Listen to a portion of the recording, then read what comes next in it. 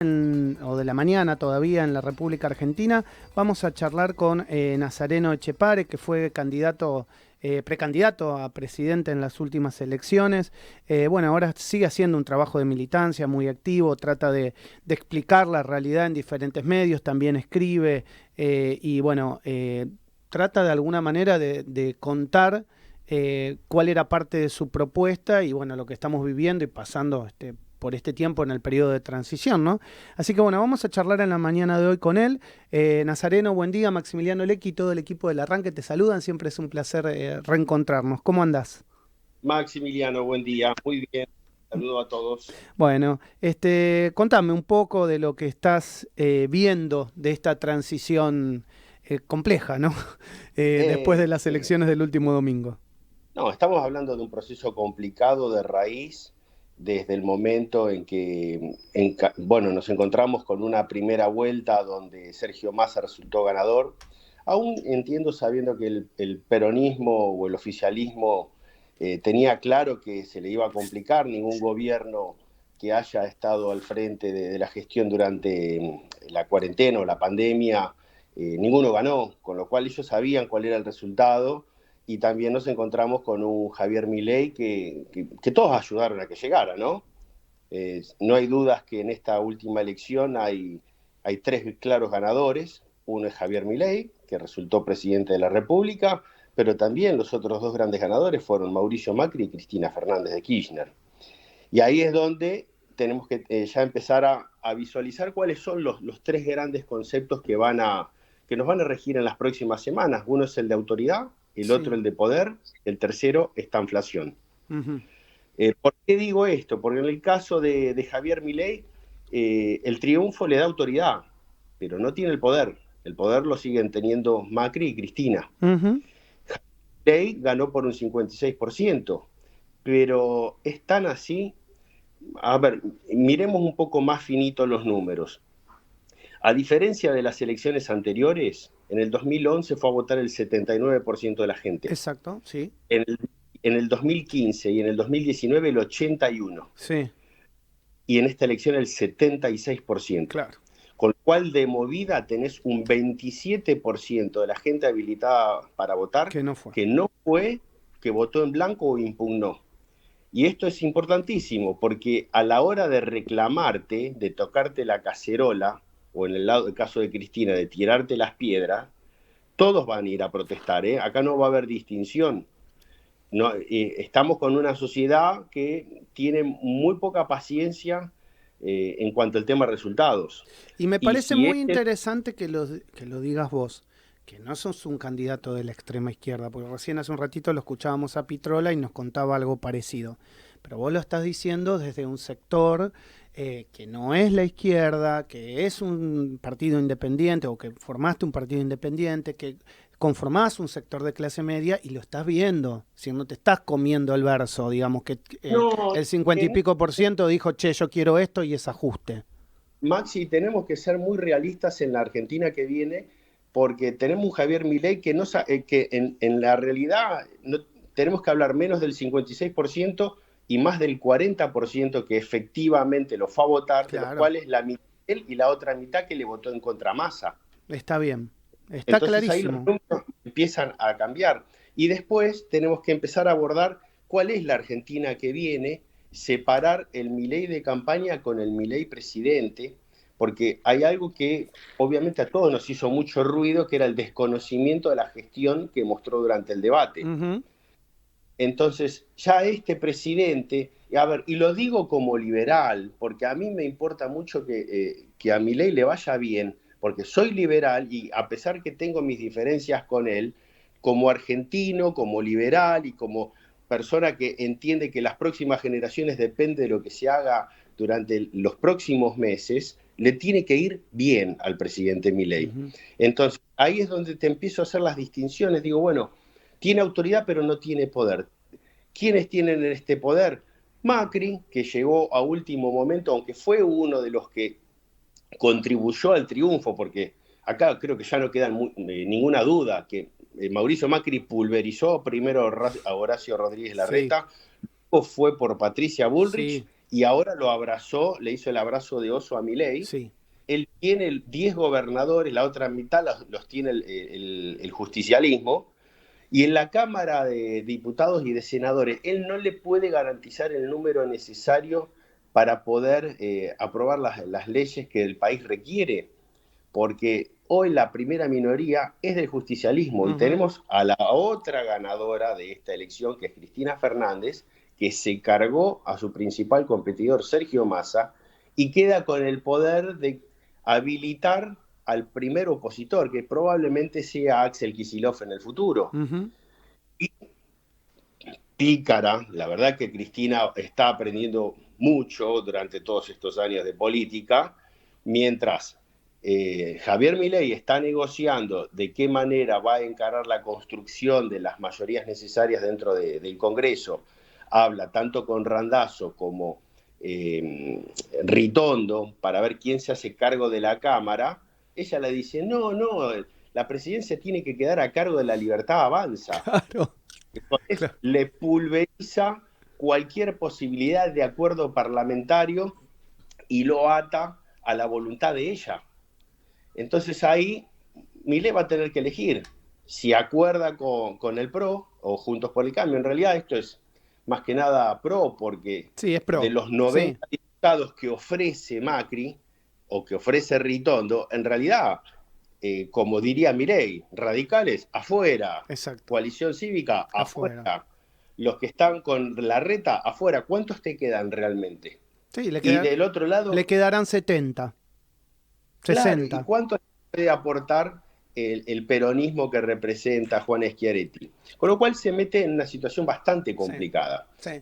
Ahora bien, en este cuadro de situación, y si Milei imagina ir a un acuerdo conjuntos por el cambio, me animo a hacerle una sugerencia. Aprovechemos el abrazo con Spert y que lo ponga al liberal al frente de ese acuerdo parlamentario, para empezar a sanar heridas del pasado, a mirar hacia el futuro, a hablar de tabula rasa. No le gusta Spert, que busque otro liberal de Juntos por el Cambio, Ricardo López Murphy. Pero que empieza a ensamblar eso que son las medidas que va a tener que tomar para poder transitar. Él ya mismo lo dijo, tenemos 2 años complicadísimos. Y ahí es donde tenemos que entrar en la segunda etapa de todo. Claro, es que vos dijiste también que nos acostumbremos a esta palabra, esta inflación. Ahora, yo te pregunto desde el votante o desde el que escuchó el discurso de Milei, ese 40, si querés, que fue y lo votó, él dijo que iba a tomar las primeras medidas y que el que iba a pagar gran parte del ajuste es la casta. Y yo, siendo una persona plenamente informada y trato de informarme para hacer este programa todos los días, hasta ahora lo que vengo escuchando son medidas que va a pagar la clase media y el pueblo trabajador. Y no escuché una sola medida que sea en contra de la casta política, como por ejemplo recorte del 50% del sueldo de la Cámara de Diputados. No lo escuché. No, es que eso no va a ocurrir. Y quienes votamos, a ver, seamos conscientes de una cosa. Acá hubo mucho del electorado que fue a votar el que explote todo.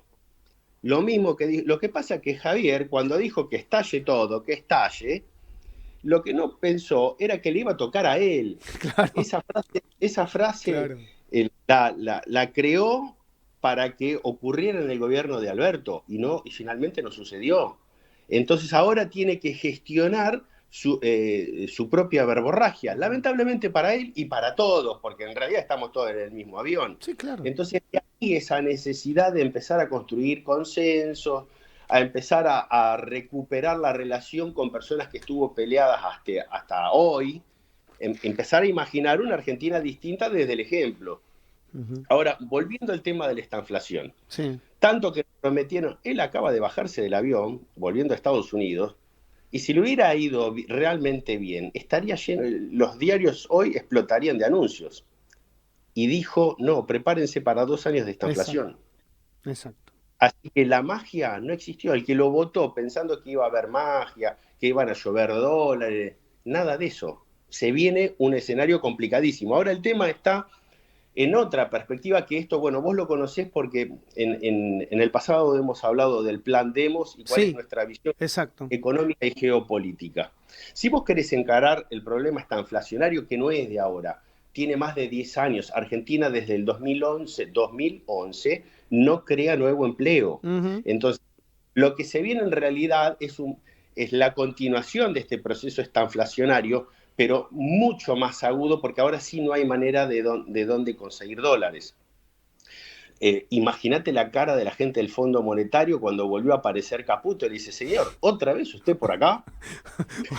No, pero de verdad que me lo imagino, ¿eh? Y a lo mejor prometió Claro, otro bono a 100 años, no sé. exactamente. Ahora, entonces, lo primero que me hace ruido es por qué tanta insistencia en ir principalmente a la desactivación de las LELIQs, porque en ese caso Argentina tiene otros problemas que son previos. Por un lado tenemos que encarar el déficit primario. Ujú. Nosotros venimos gastando mucho más de lo que recaudamos hace rato. Tenemos el gasto de las provincias, tenemos el cuasi fiscal, que son las LELIQs, y tenemos los vencimientos de deuda. El problema argentino está en que no producimos hace mucho tiempo. Entonces, la prioridad cambia hacia otro lado, que es tener una nueva legislación laboral donde tiene que estar toda la energía para eso, y la baja y eliminación de impuestos. Entonces, si vas a pedir dinero, pedilo para bajar impuestos, Claro, no lo pidas para otra cosa. claro. Claro, porque digamos, ahí vos tenés que mantener la actividad económica, que es justamente esto de esta inflación, es decir, inflación con baja de la actividad económica y lo que tenemos que evitar es que la actividad económica se caiga, ¿verdad? Ah, se cortó la Me llamada, parece que se sí. cortó, sí. Estamos charlando con Nazareno Echepare, que fue candidato a presidente de la Nación en las últimas elecciones. Bueno, ahí lo tenemos. Perdón, Ahora sí, acá estoy, acá estoy. ahí te enganchamos. Entonces, un, una vez que tenemos resuelto eso, podemos empezar a hablar de las leyes. Podés trabajar paralelamente, pero no es la prioridad, más allá de que sabemos de la gravedad que todo esto implica sobre la herencia que está dejando este gobierno.